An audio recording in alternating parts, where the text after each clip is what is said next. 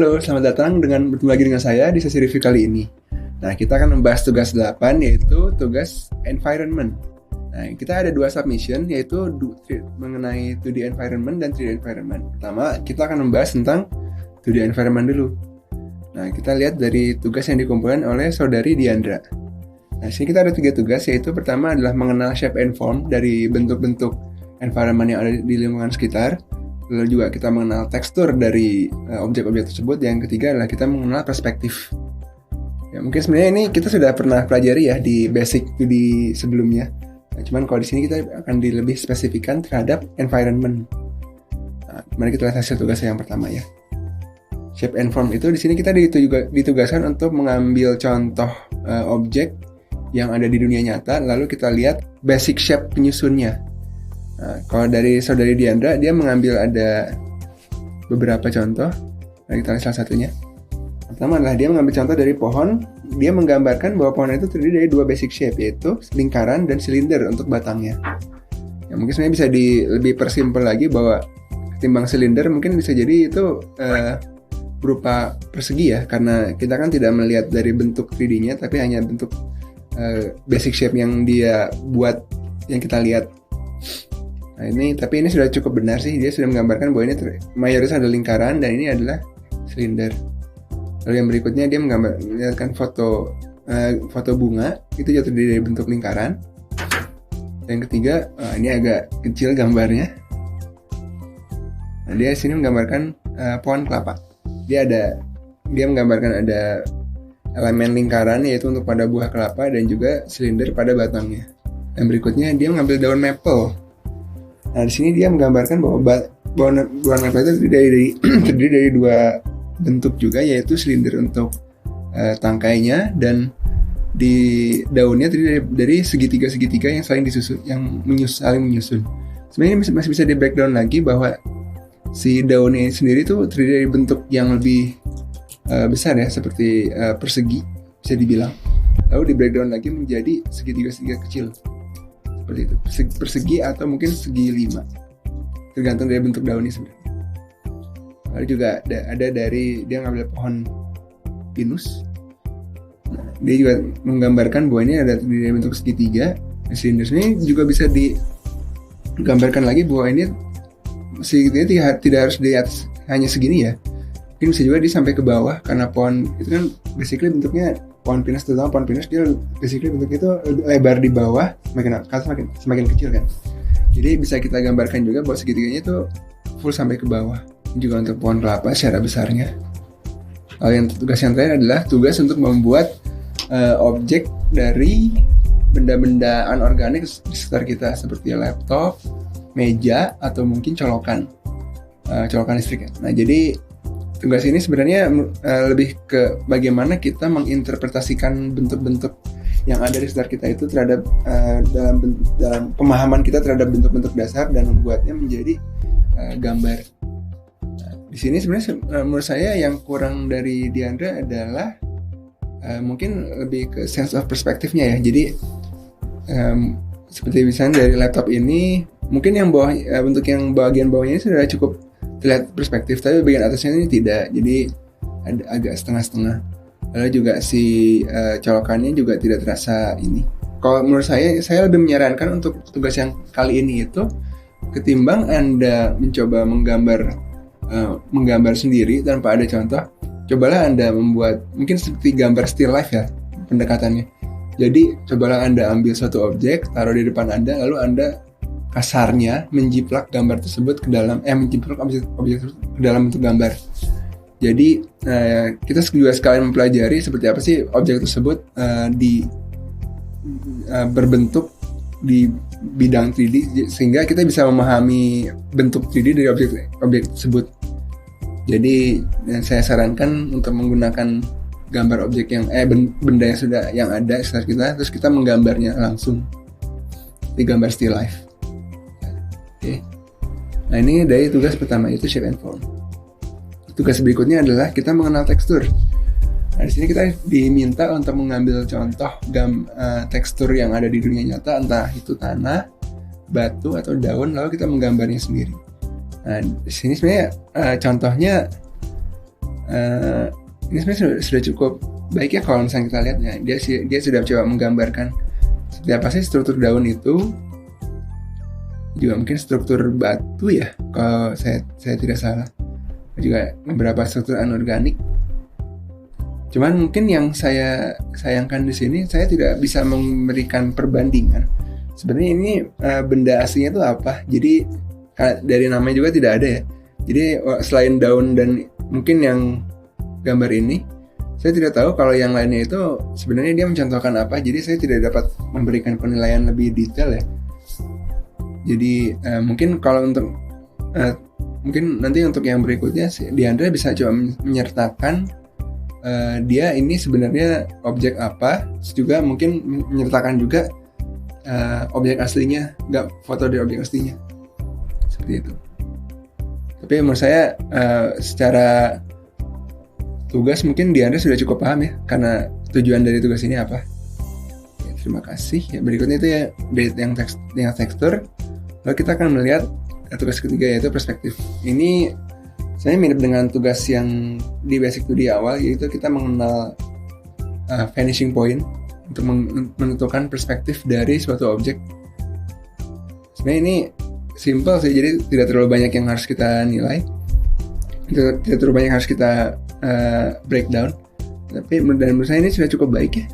Dia sudah benar mengambil 2 titik vanishing point lalu membuat objeknya mengikuti vanishing point tersebut. Tapi mungkin kalau untuk ingin menambahkan, mungkin Diandra bisa menambahkan ini kan dia berada di atas garis horizon. Jadi harusnya sisi bawah dari meja ini itu juga terlihat. Jadi harusnya Anda bisa membuat juga bagian sisi bawahnya. Juga untuk yang bagian kaki meja yang di sebelah kanan dan kiri ini juga harusnya ada sisi dalamnya. Jadi tidak sekedar kotak begitu saja. Karena konsep ini terlihat seperti dia tuh papercraft ya, ketimbang meja. Ya mungkin itu saja. Tidak dapat volumenya. Ya mungkin itu dari tugas yang 2D. Nah kita sekarang akan masuk ke tugas 3D environment ya, dari saudara Ahmad Faisal Pani. Untuk tugas 3D environment ini kita diminta untuk membuat beberapa objek dari dari objek simple dibuat menjadi objek yang lebih detail. Mari kita lihat contohnya yang sudah dia buat. Jadi kalau dari yang sudah saudara Ahmad Faisal Pana ini buat, dia sudah membuat beberapa objek yang menurut saya ini sudah cukup detail ya. Kayak contohnya dia membuat pagoda. Nah dia sudah terasa bahwa dengan cukup simple dan tidak terlalu banyak vertex yang terbuang. Jadi ini sudah cukup baik lah menurut saya. Nah, ini juga sudah membuat pintu juga ada jendela yang jendela pada dinding. Dia juga membuat pot, membuat drum. Nah, ini menurut saya sudah cukup menggambarkan ya. Nah, mungkin hanya saja yang menurut saya agak disayangkan itu adalah mungkin lebih ketimbang bagaimana Anda membuat modelnya, lebih ke bagaimana Anda memfinalisasikan modelnya, karena masih ada beberapa face yang saling tumpang tindih, seperti contohnya pada objek pintu dengan jendela ini ya, yang pada dinding. Mungkin kalau misalnya kita lihat sekilas itu tidak ada masalah ya kalau misalnya kita lihat dari hanya 3D modelnya saja.